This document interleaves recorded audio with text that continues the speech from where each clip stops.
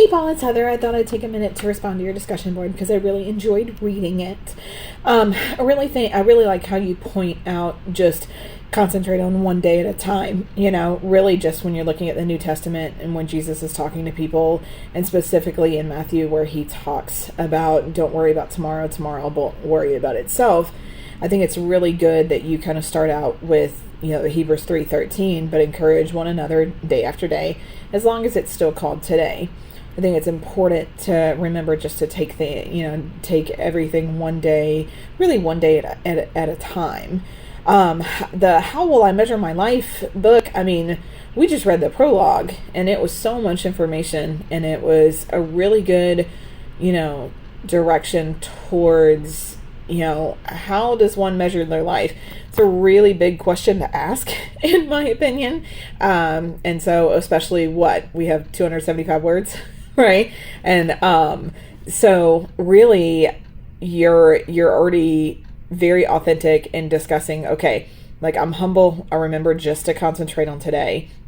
I think that book would be really good to read. Just the prologue, like I said, was a lot of information.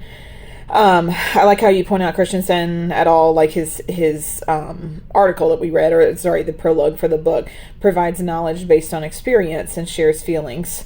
I think he does talk about his experience. He does talk about just his observation of other people as well.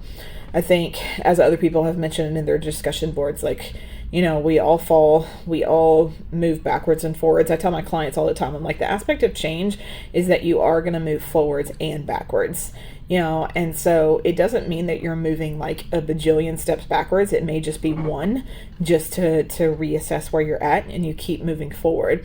I have a lot of people I get to watch the Disney movie Meet the Robinsons just for the ending, and because it's Walt Disney's quote that says just keep moving forward.